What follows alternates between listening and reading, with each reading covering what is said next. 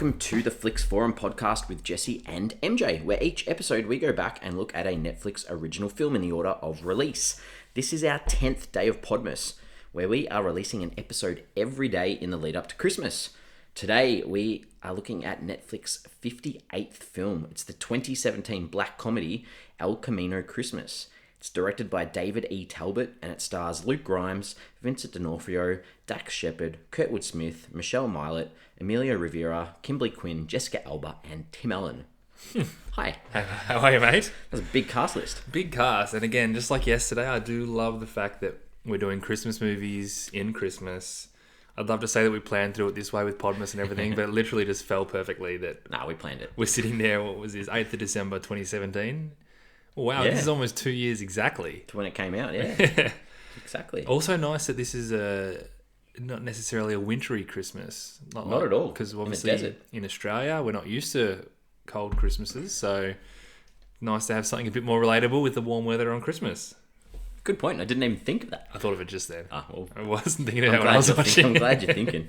So we start off our show with a little quick summary or our thoughts on the film called The Fast Flicks. MJ flicks us away. Let's do it. With the Christmas season upon them, a small town experiences a quirky hold-up at a local liquor mart. Oh, good. That's it. That was nice and short. Yeah. I've said a bunch of people all try to deal with their disconnect with humanity. Oh.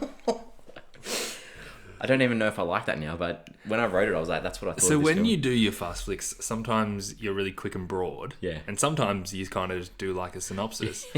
Do you find the ones that you struggled to do like a synopsis for, you like to go broad with? Or do you think that maybe that the synopsis isn't telling the story that you want to tell? I'm trying to get into your mind for fast flicks. I just try to put something out that doesn't give away the movie. I think at the start, I was like, I'm going to... You were really long, I was weren't really you? long. That's I was like, right, yeah. This is what happens. Whereas now I'm just like, I'll just give a gist of the film because then we get into spoilers, obviously, in our episodes It's a quite good quickly. point. I find with fast flicks, I really want to... Sometimes I want to be subjective. I want this to be when someone's like, oh, you watched El Camino Christmas. What's that about? That's what I want my answer to be. And if that's 2 sentences, that's okay. If that's saying something good or bad about the film without giving away spoilers, that's okay as well. So that's how I try and do it. We've never really discussed this. No. We just said, hey, let's do a fast flicks. Well, looking back on that one now, I'm just like, that doesn't tell you much about the movie at all. Yeah, if someone said, hey, Jesse, what's El Camino Christmas about? And you said that, I'd be like, come on, man, what's it about? Yeah, true. I didn't mention the It's all right, location, though. No. didn't mention any of the characters. No, you don't need to do that. But I do like the fact that you're exploring a theme that isn't necessarily like shoved in your face, and you're saying, well, this is kind of what the film's about. So I'm all right with it. Okay, good. I'm glad. All right with I'm it. glad. All right, well, let's have a little brief look at anything that we've learnt about this film, any history or anything about its production. What have you got anything to share?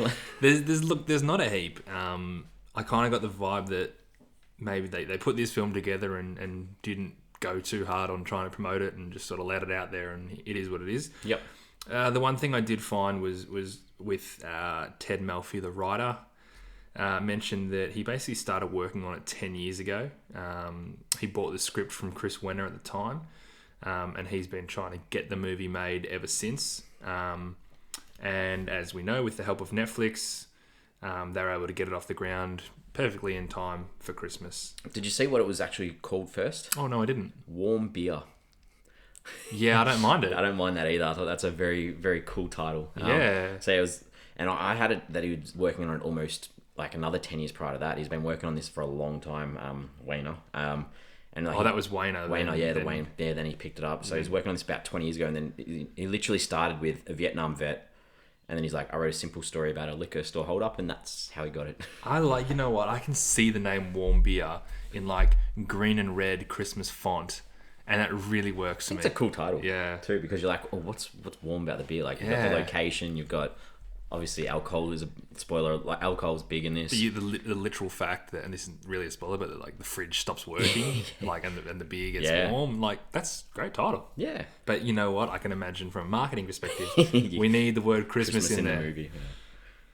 Yeah. I mean, yeah, true. All right, what else? Anything else?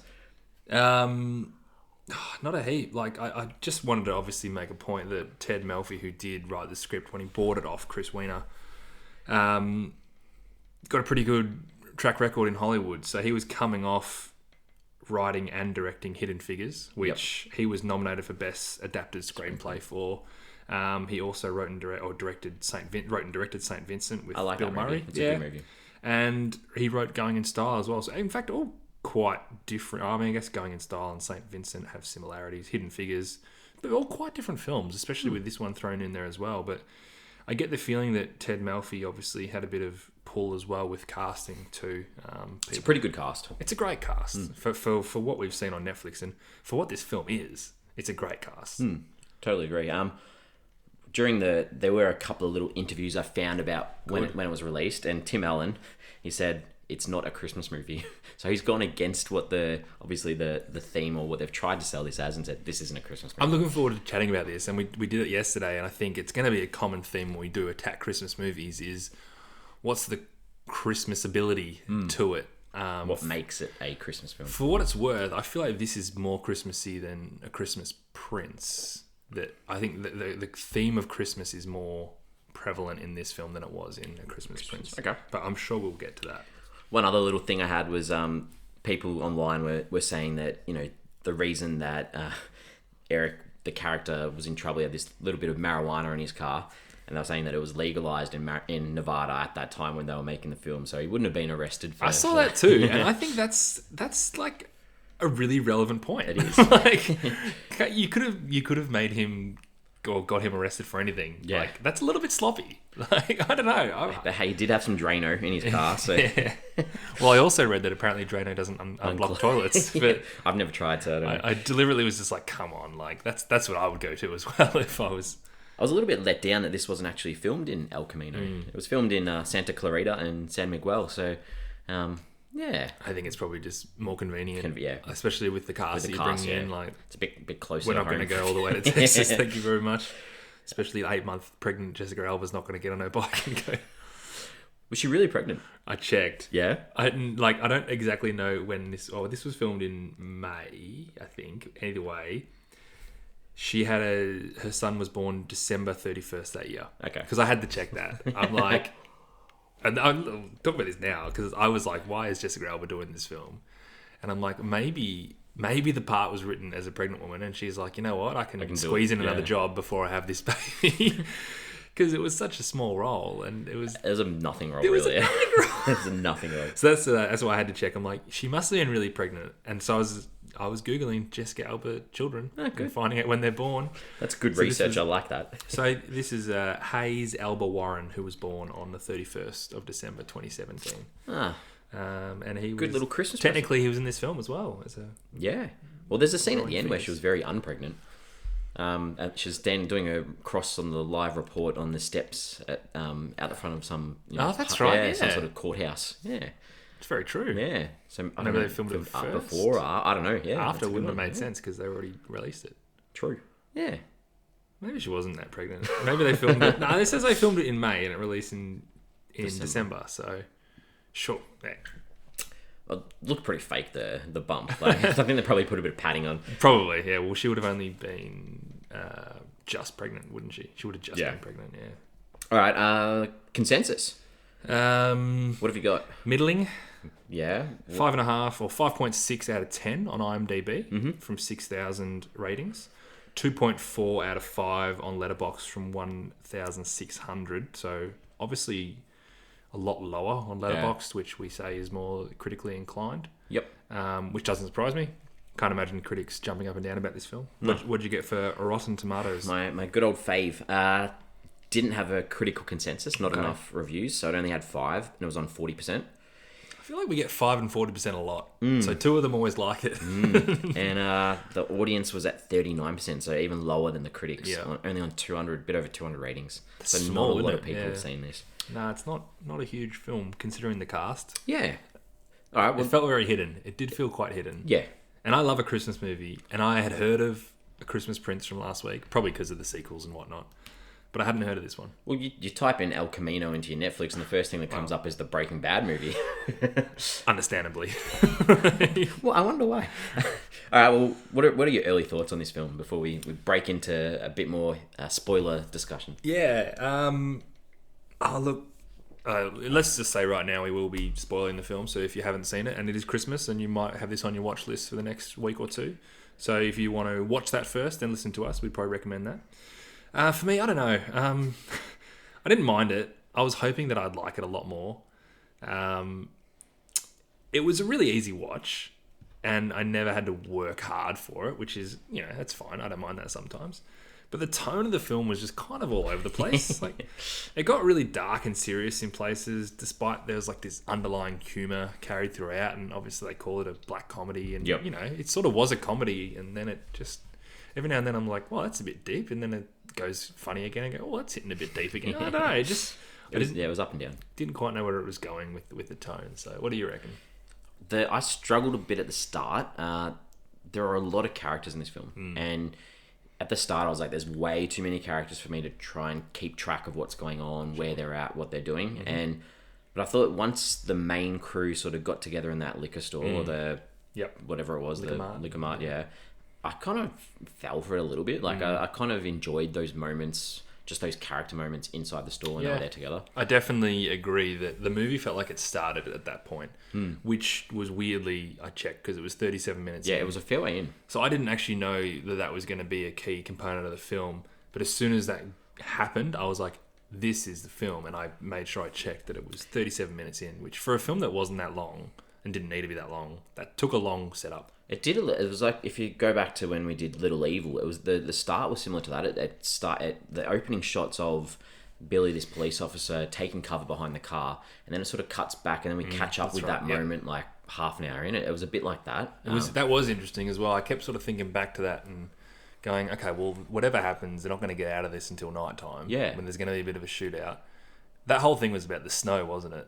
Yeah. Because they sort of said, it never snows here on Christmas, and then there was a bit of snow that night. But you're right, it did set you up for which I don't know if you need that to set this film up, really. I don't think you need to either, which some films it's awesome with, but not necessary for this one. But I almost forgot about it, to be honest, because it was such a non-important scene. With Little Evil, it's a scene of him getting buried alive, so you're like, well, this is going to stick with me, like how are we going to get to this point? But that scene was kind of nothing. So. Alright, let's look at some characters. There are a lot of characters. I feel like this is going to be the big chunk of our episode here. There are a lot, because there's a lot to talk about, and they each have their own things, which I think are probably worth talking about. Yeah, interesting. I mean, for one, I kind of think one of the issues is that the characters didn't have enough depth. So there was a lot of characters, but they didn't take the time to explore them enough. But Eric Norris is played by Luke Grimes as the main character in the film. Yep.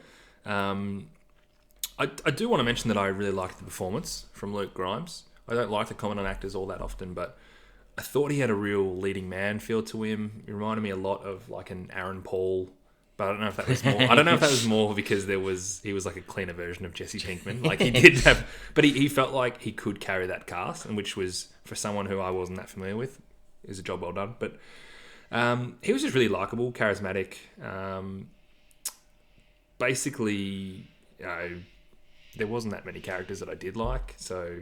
It's a tricky film, yeah. The fact that he didn't get on with a lot of characters made me like him more and be rooting for him. And I think their aim was that they wanted you to support him, and you wanted to see him get out and survive this sort of thing that happens. Which you never really thought that he wasn't going to.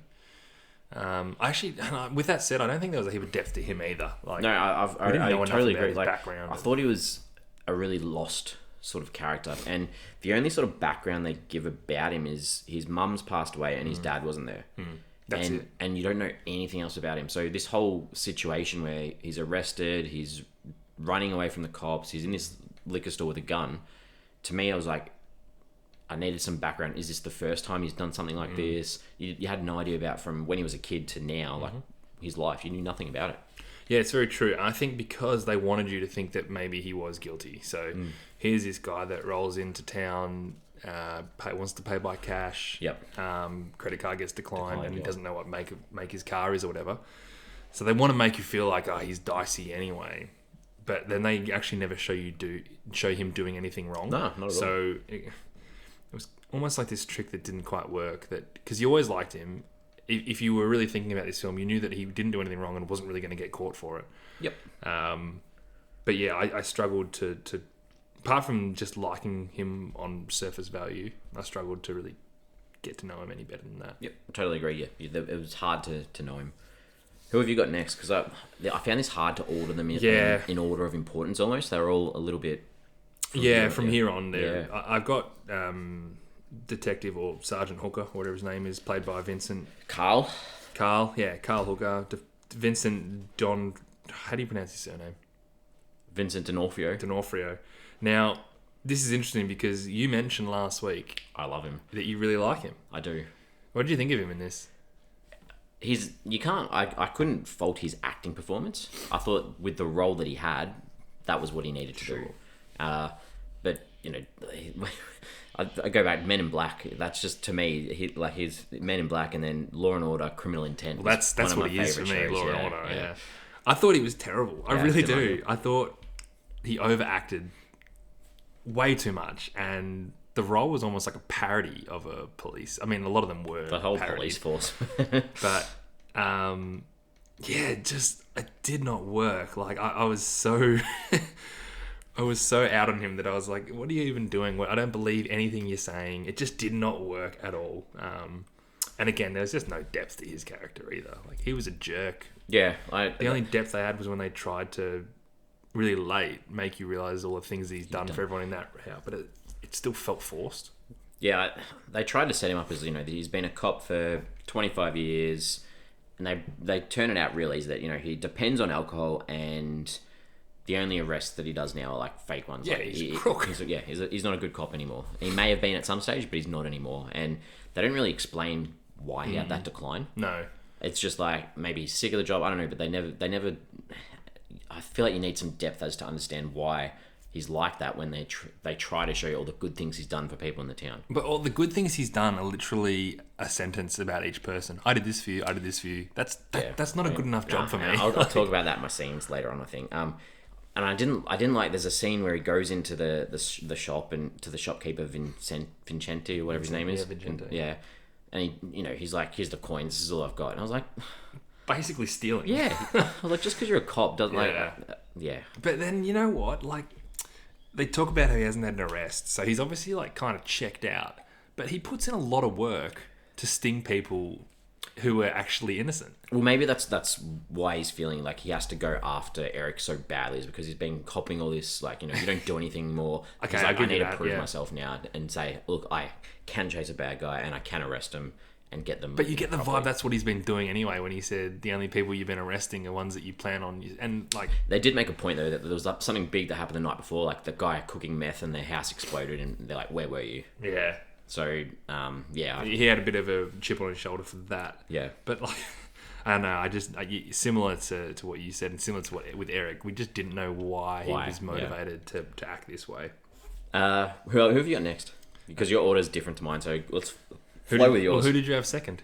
I had his dad. Yeah, I had him next. So I've got Michael Roth, Charles / Larry. So as Eric's trying to find his dad. Yeah. So he thinks his dad's called Michael Roth. He introduces himself as Charles, and then when they actually get in this sort of situation in the liquor store, everyone calls him Larry. Yeah, I thought of him as Larry. Larry, yeah. So we'll call him Larry. What did you think of Larry? Well, firstly, it took me a little bit to warm into Tim Allen in this role. I really liked him in this role. Me too. But initially it felt really forced, but then I got into it and it was fine. I've watched too much Home Improvement. Last Man Standing. I do like Last Man. I've been watching it for a while now, but I bloody loved that show when it was. It's no Santa Claus, this movie. It's a very different Christmas role for Tim Allen. As a character, I don't necessarily know how noble he was at the end. He seemed like a decent support throughout the hold up. But even then I feel like they kind of he needed to give more of a reason why they should stay in the liquor mart, because the whole time I was thinking like, just leave, like no one's gonna kill you, just go ahead. Big misunderstanding. But he was kind of adamant, like, no, we can't go out now. And if he had given me another reason that was like a proper justifiable reason, maybe about the police force or something, I would have been like, okay, cool, I get it, stay in there. And then dying at the end also felt just a bit selfish. Like, I reckon Eric wouldn't have minded getting to know his dad, despite being a bit of a deadbeat and. Yeah, so I think that I thought the reason he wanted to stay in there was because he was so close to all this booze. And you see throughout the whole film his urgency to find alcohol at any situation possible. Like, he goes through the kitchen drawers just to find that little bottle of bourbon, and he's offered a free 6-pack when he walks into the thing. That's right. He takes Eric to the bar and he's like, I'll have 2 beers. He's an alcoholic. Yeah, he loves his alcohol, and as soon as the fridge back on, Yeah, sort of thing. Yeah, So, the fridge turns back on doesn't mean the beer's going to be colder. exactly. But I think that he felt safe in this environment where he's got all this alcohol here. Plus, I don't think that Eric necessarily, because he goes through this spiel where he's like, I was a Vietnam vet. I feel bad about all these men that I lost. I feel bad for you and your mum. And he made a comment about, like, you deserve better. And Eric's response was, yeah, we did. So I don't think Eric really wanted or needed that relationship with anymore. He's found his dad. He's done his little quest, and now it's like, yep, I know who he is. I agree. And he wants nothing to do with him. But I don't think he needed him to die. Like, him dying was so avoidable. Yeah. Like, that was suicide by police. Yes, and I also think that without that happening, though, there would have been a lot more trouble for Eric. It's like wiping what Eric had done. Yeah, he kind of took all He took the whole blame, He wipes the gun, Dirty all that cop sort of stuff, Yeah, I get it. Yeah, I totally agree. It's like one of those situations where you see why he does it, but maybe you don't necessarily agree. He was a complicated character in the end.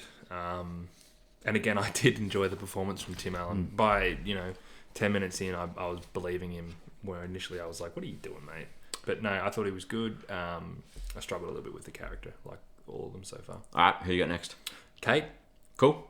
I was disappointed with the first 3. I was really disappointed. I expected a bit more of a payoff with Kate, because I felt we were actually following her story initially more than anybody else, because they set her up as this hardworking single mum trying to juggle a dicey alcoholic dating mother. Yep. A son who's old enough to speak, who doesn't speak, but then she basically just becomes part of this hold-up, and if anything, just like an element to highlight the good in Eric. And I wanted her payoff, and it just was nothing. I mean, it's maybe a little bit of, glass half full at the end, because... to me, everything about her character was about her son. And you see that in one of her early scenes where she takes the son to, like, the specialist doctor, and, the doctor's like, your kid's got autism, sort of thing. And she's like, nah, he's just loaded. He's waiting. He's going to speak. And to me, that payoff for her was almost that relationship that, what's the son? Seth builds with Eric, and then you obviously get those final words at the end. To me, that was... I don't know, it's not enough for her, because I totally agree. I think you need more from her, but I think she lived through her son, and her development was through the son. I can't argue with that. Yeah. But I also was disappointed there wasn't more of that. I also think the whole Seth and Eric and him talking thing was just like, come on, like... I really like that remote control car as that sort of bridge that he's gapped with his kid. Like, I like that too. He's finally got this male in his life that's showing some interest in him. He's not like this floozy dude that comes in, stays the night, and eats the bacon, and Eric takes the time to, like, set it up for him and show, this is the trick to make sure the batteries don't fall out. Like, I don't know. I like that, it's still a slap in the face for Kate, who he's obviously been craving this father figure, and she's been just an incredible mother, and he still won't talk to her. True. It was just a funny little... I thought... Because I think they really focused on Kate early, and I was just like, cool, let's see what... Like, I like this girl. She's great. She's commendable. And then even when she was working at the liquor mart with the headphones in, and she has that tiff with Eric, which was kind of like their meet cute, or their second meeting, but because they had the cupcake thing. But yeah, I thought there was going to be a lot more with her, and then it just kind of ended. Yep. It was a bit too convenient. I've still got a few more characters. I got 2 more. All right, go. Give me 2. I'm looking forward to talking the ones that I don't have. Yeah. Deputy Billy Calhoun, Dax Shepard's character. Man, he's one of these idiots. He's just an idiot. Well, I missed the part of him being like a bumbling fool until that hold-up started. Like, he seemed to me like he was like playing a cop role at the hotel reception a little bit, and obviously he was the one that had the presence of mind to make sure Hooker didn't beat the shit out of him in jail. And that's what... So I think that how I saw him was he saw his role as he needed to look after Carl the whole time. So he was there to cover up whatever Carl did, made sure he didn't beat the crap out of him, open the door so he could escape. And then as soon as Carl's removed from that situation and Carl's inside this liquor store and he's outside, he's sort of lost his way. Doesn't know how to be a doesn't cop. know how to be a cop anymore. Sure. That was how I read it. Yeah, fair enough. But he was actually really good and even clever. Like leaving those keys and the way he kind of did it was like, I'm going to go to the toilet. Because I reckon he's done that many times before. Maybe he has, but I just can't believe he just went from straight up moron way too quickly. They could have set that up a little bit better, like that he was almost just a bit intellectually challenged or something, like because he just is such an idiot. I don't think he was though. But what that interview with the reporter, it's just like there's no way you let that happen. It was funny. I don't mind. I thought it was kind of funny, but I just was like, hang on, what happened to this character? That's what I was thinking the whole time. Like, what happened to him? Like, did he get in the head or something? Yep. All right. I reckon is your last character the sheriff? Oh, no, I actually had Jessica Alba, but all I mentioned was that she had a son and she was pregnant during. I didn't have the sheriff because I didn't think there was enough about it. Beth Flowers is Jessica Alba's character. Yeah, and my question was just why did Jessica Alba do this? Exactly. I'm not sure why we needed her in this film because it's literally like all she wants is to cover a national story. Her cameraman's with her everywhere, and she gets that national story in the end. So, and that story is opens, closes, done. And it was just like this filling role. And to know this story, you don't need that TV coverage either. It doesn't progress the plot. Yeah, I agree. And you know what? This is what I was thinking as well. I'm a huge fan of Jessica Alba, probably because I was like 15 when Sin City came out. But her filmography isn't all that special. So it's not like she's knocking back great roles all the time. I know she's wildly successful, I think, almost in the cosmetic industry, and she's got a very popular brand, and she seems like a down-up person. But since... So I didn't like Sin City either. Well, see, I loved Sin City. I think I need to watch it again. I think I may have said this on the podcast. I fall asleep every time. Oh, you did, yeah. Because me and Hader both love it. Yeah. So Sin City, it's 2005. So that was when she was doing Sin City, Fantastic Four, another bomb, and then Into the Blue, which was just kind of that surf movie. Yeah, with Paul Walker, kind of like sexy off the back of. But then, she did a few chick flicks like Good Luck Chuck and Meet Bill. She did a few cameo roles in like The Love Guru, but apart from that, it really is slim pickings for her. Like that's in 9 years later until the next Sin City, which did nothing. And then so that's the recently all she's really done is a role in Mechanic Resurrection before this one. So not much. Yeah, I think she's got a big name, which is credit to her. But in terms of her roles, there's nothing really to get too excited about. So that kind of made me understand a little bit more as well. Cool. Well, I had the sheriff, but I'm just going to call him Red. Yep. Because to me, all he was is exactly the same character from that 70s show. Yeah. And Red Foreman. And he's sharp. He's witty. He's sharp, and he's on the ball. And to me, that's who he was. I kind of needed him because it would have been a bloody shit show without him there. And I think they did a good job. He was introduced early on in the film as well as the cop. In charge. So I like that they didn't just bring him in later on for that comedic sort of relief. Well, he was also in the pre-scene, the epilogue or whatever. Yeah, he was. So you knew that he was somewhat prominent. Yeah. You had nothing else to say about him? No, I just wanted to call him Red. Yeah. So I'm going to refer to him as Red. You dumbass. I'm going to stick my foot.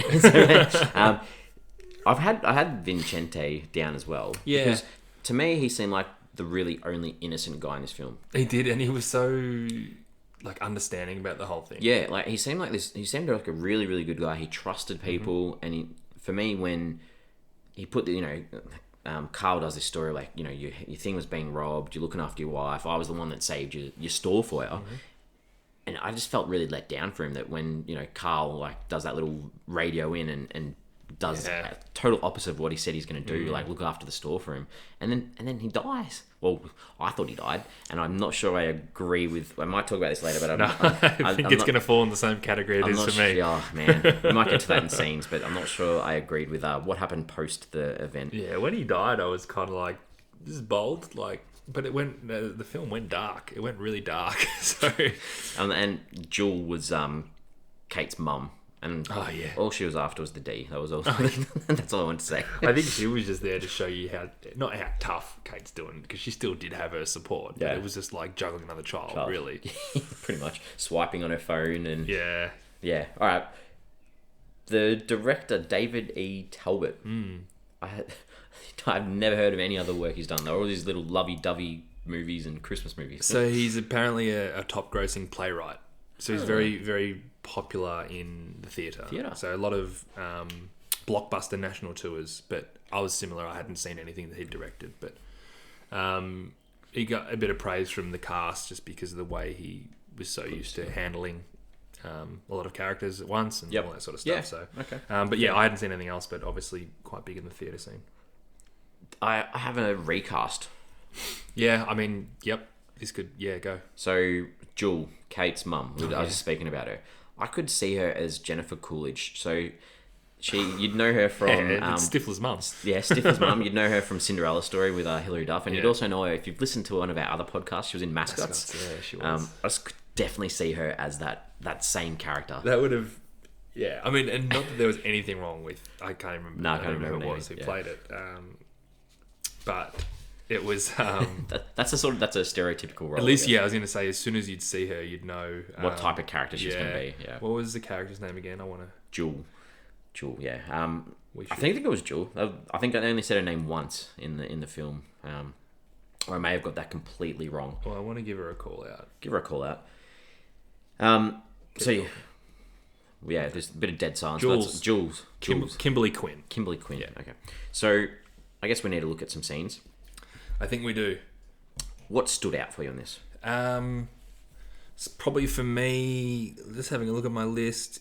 Yep, there was basically the things that stood out for me were a couple of chuckles that I had. So they were more lines as opposed to scenes. Yeah. First time I laughed was when Jessica Alba with her cameraman, we first met them, and then she went to go pee on a bush, and like they were just still chatting. I just enjoyed it when she said, "Don't look at me," and he goes, "I'm not looking, I'm just talking to you." And I thought that was kind of funny because I was like, he's not looking, like he's just still chatting. And then he said exactly what I was thinking. So I don't know, I just like that. Wow, we're going to struggle if that's one of your standout scenes. There's not too many more. I kind of thought it was funny when they were shooting at the liquor mart at each other. I've got that down too. I thought the shootout between Billy and the sheriff, where they're shooting at themselves, that was where the movie picked up for me. That was clever. That was pretty well written. It was funny. It was funny. I liked it. There's no one shooting except them two. And Dax Shepard's just kind of holding the gun up in the air and just firing. I did like the line when the phone rang and Tim Allen answered it saying, "Vincente's hostage mart, Merry Christmas." I thought that was good. And he's like, "I want money." Just completely taking the piss out of the situation. This next one was good when we're calling him Red Foreman was on the phone next to the no smoking sign, just punching out a big cigarette like directly next to it. Didn't even pick that up. It was so good. So they were standing next to I'm pretty sure it was like where you pump petrol. No wonder it says. And there's a no smoking sign, and he's like right next to it, smoking a cigarette. And the scene goes for like 30 seconds. Like it's really good. The final one I did, I really liked it when Tim Allen walked out with the gun. Because it still had me guessing what he was going to do. Actually, no, I love that scene because I didn't know if he was going to drop the gun. I didn't know if he was going to shoot himself. I didn't know if he was going to shoot the cops. I didn't know what he was going to do. And I think that's a really good sign. It was a very selfless scene. Like, he walked out and the first thing he said was, "I've got someone inside who's injured. They need medical support straight away." And then, he went on his little ramble. Yeah. And that was it for me. That was it? All right. Well, I liked the original connection between Eric at the cafe and he buys the cake for Seth because Kate couldn't afford the dessert for him at this diner, and I liked there was a follow through with that later on. I thought that was a nice little reconnection where this shows that Seth likes to look out for other people. Eric, sorry, Seth's the kid. Yeah, Seth might as well. Yeah, now he talks. I'm sure he'll happily help out. I thought I really liked when there's a scene where Larry and Eric are in a bar. And Eric goes and he gets arrested, and there's these nice little cuts or intercuts between where Eric's getting beat up by the cops and Larry's getting beat up by these guys from the bar, and I just like these little cuts like mirroring this father-son sort of scene, and you can pick up pretty early that... I was going to ask you that. You did know like straight away they were father and son. And there was a part where they're actually in the liquor store where they cut to Eric's face, like it's like he's just worked out that it's his dad, and I was like, God, mate. yeah. You got the address. Yeah, you got it all right. Yeah. I'd liked a bit of the dialogue between Red and Billy, and there was this part where they're just sitting there, and Red makes this comment about like, I wish I could go back in time to prevent you from being born. I thought that was great. That's right, because isn't Billy his nephew? Yeah, it's like I wish my sister wouldn't like something like that. I thought that was really good. I liked where Larry's in the shop and he makes a comment about Die Hard being a Christmas movie. Yeah. I thought that was a nice little call out. And That's good. Yeah, right. And I'd like the end bits with Larry and Eric together in that liquor store where there's no one else in there except the two of them. And, Larry goes on about, being court-martialed, losing the house, losing his respect, his wife, his money. And then just as he walks out, he throws his military tag. And I just thought that was a nice little closure to their relationship that really didn't exist. A little bit cheesy too. Yeah, it's a Christmas movie, so I think I was in for a little bit of cheese. I wanted to be more in that. It bothered me that I wasn't. All right, what were some forgettable scenes? And again, for this is not too many. You mentioned at the start, it annoyed me that when the doctor said your son's, go get him tested. Yep. Like the kid's like, I don't know, 6 or 7 is not talking. Get your son tested. Like, she almost didn't deserve to get that payoff with him talking at the end because like this is really negligent. This kid should be talking. Fair enough. And I didn't like the scene at the bar with Eric and Larry initially. I thought the scene itself was just really lazy. Like they didn't really know what to do with it. They just kind of put them together and showed that Larry was just a drunk idiot. And then it was drawn out for no real reason. The whole point of it was for them to sort of meet and to show that he's an alcoholic and that they're going to go separate ways for now. And it just took way longer to get to that. True. Fair enough. Didn't work for me. No, that's right. Are we going to do this now? 182 days later? Sure. Not sold on it. Did not need it at all. No, I would have preferred like if Vincente had died as well. For sure. Like that, I had accepted that. The film finished really dark. So just commit to that. Yeah. Either do it or don't do it because they go out on a limb and finish it in a way we didn't expect it to finish. But, you kill 3 people. Deal with it. You've made that decision. And then they just decided to sugarcoat it at the end. As soon as it said 182 days later, I was like, no. Yeah, and then when Vincente was on the beach, I was like, come on. Like, and, Billy going for sheriff now with that lady from the start who was obviously just like one of these redneck racists out in the middle. It's like, everyone's a terrorist. Yeah, she put the sign in though. She did. I really didn't like that. That was the worst part about this film. It was terrible. Didn't need it. Absolutely. Didn't need it, except I did like, even though I hated every other bit about where they were at, I didn't mind the scene back in the diner where... I didn't need that either. No. I liked that they brought Seth back with Eric. Yeah. Yeah. I'm glad you did. All right, my turn? Your turn. All right. It's the same scene where you were talking before about Beth with a cameraman. I didn't like when he was like listing off these baby names and he's like, and then, Susie, because I met a stripper called Susie. I was just like... Ugh. I actually found him kind of funny. I thought he was alright. I just didn't find that funny. It just didn't land for me. Did you like it when he said, I'm not looking at you, I'm just talking to you? Yeah, it's okay. I think I was clutching at straws for things I liked at that point. And I was like, good. Got me laughing. I like when Carl... I didn't like when Carl tells... we spoke about it before, that scene where he sort of tells Vincente that, he saved his store. He tells Kate that he saved her from being abused by partners. And, just says to Larry pretty much, you're a vet. Like, yeah. You're this veteran. And,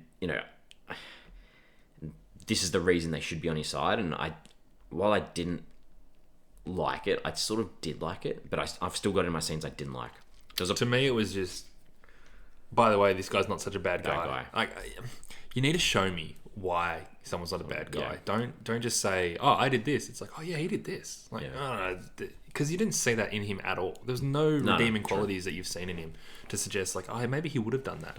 Like, you didn't need him to, like you said, you didn't need him to throw the coins in the counter and take the booze. Yeah. Because then you're just like, this guy's just a really bad dude. So the last one I had was another Beth scene. There's a scene and it happens a bit towards the end where she starts moaning because of the baby, and then just the snow coming down. I was like, to me, every other scene we'd seen, the sky is as clear blue as anything. Looks hot. Yeah, it looks hot. People sweating, and you see some snow. I'm just like, I just didn't sit well. I know it's a Christmas movie, but it just didn't sit well. Christmasifying it. Yeah, anyway, sure. making it That's a Christmas. word. All right.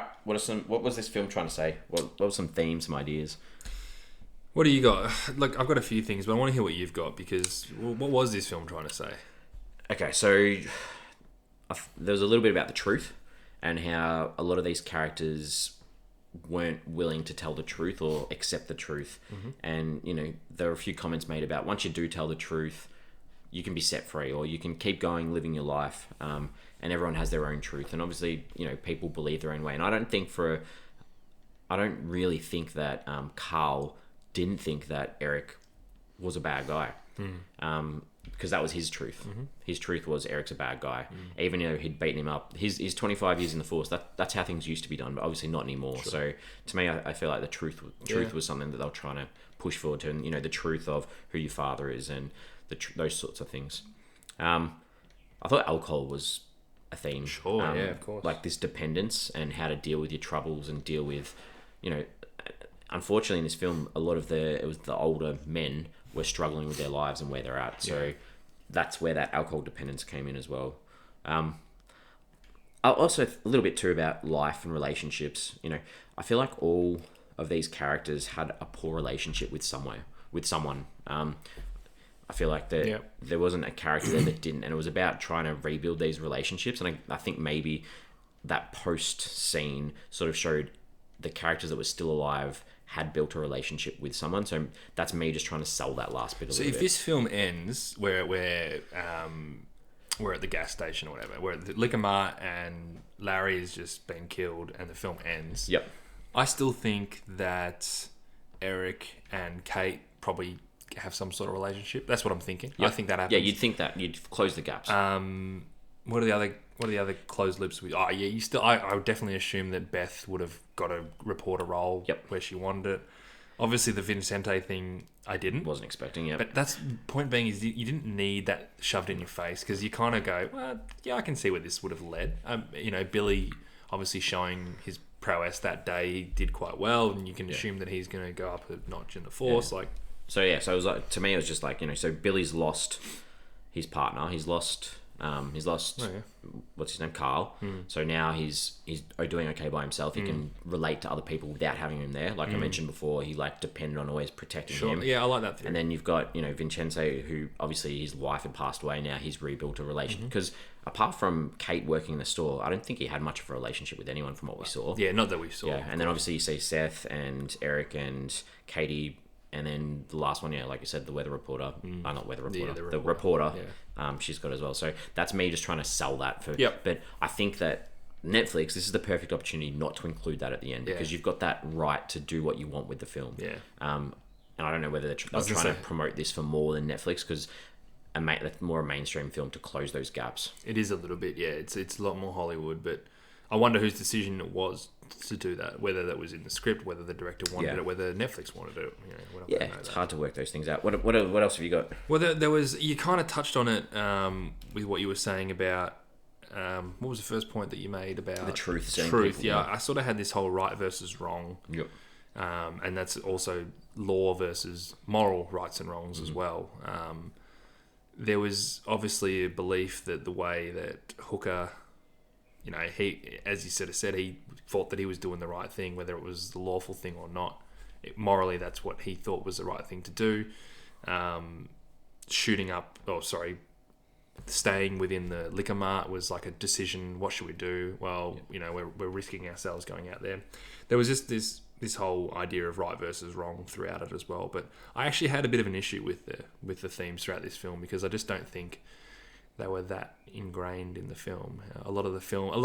A good film, and I'm not saying this was a terrible film, but a good film almost has a theme or has an idea they want to write about and they write a film about that. Whereas I feel like this was the opposite. Okay.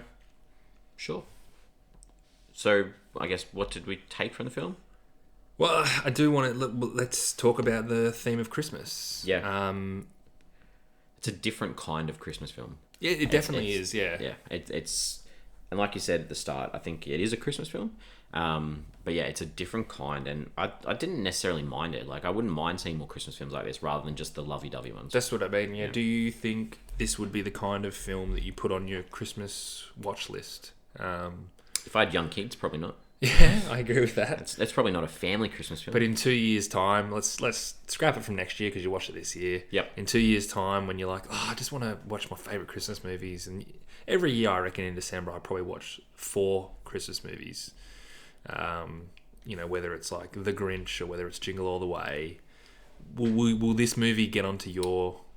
You're not going to watch it every year, but it's in your shortlist. Well, of 10. I'm not the same. Like, I don't necessarily have this thing where I watch Christmas films. There you go. To me, like, I thought it was okay. Yeah, okay. So, like, it wasn't like a really soppy. No, and they're that the type of Christmas doesn't films make it a Christmas movie. I know, but I'm just saying, like, those types of Christmas films are probably the ones that I don't want to rewatch. Whereas this one, I probably wouldn't mind rewatching. There you go. Yeah. All right, I'm happy with that then. Yeah.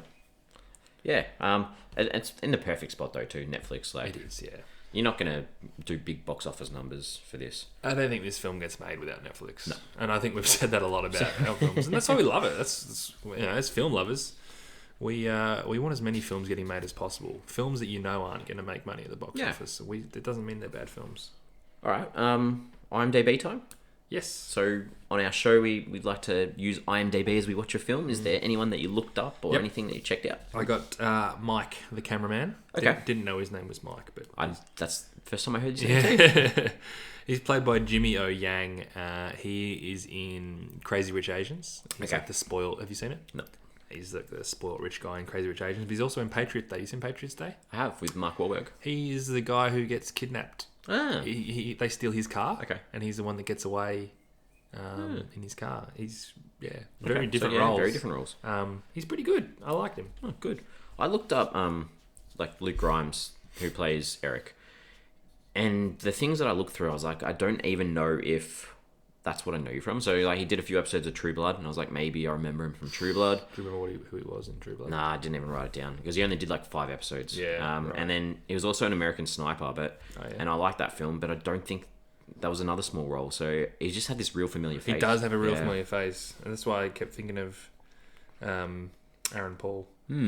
Oh, he's in The Magnificent Seven. Yeah. Well. I've seen the original. I haven't seen the remake. It's on my list though because that's directed by Anton Fuqua.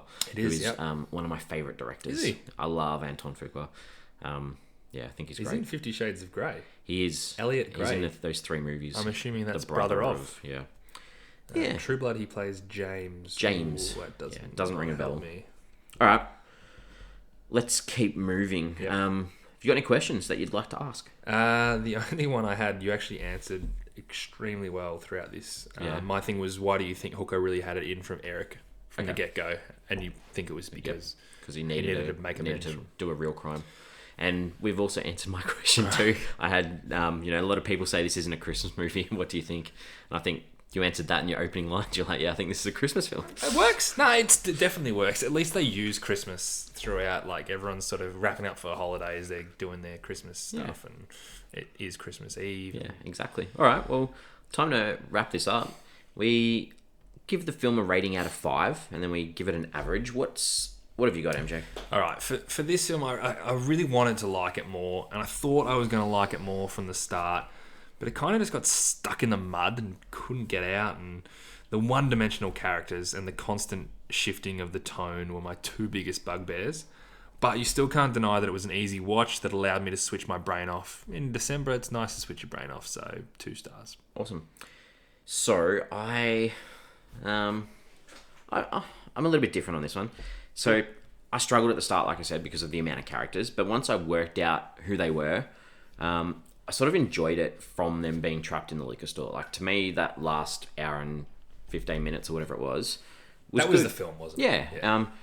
I thought it was just good to get to know these characters, like, and how they worked inside this liquor store when you've got these idiots outside who have no idea what's going on, whereas these people inside are a little bit more switched on than those outside.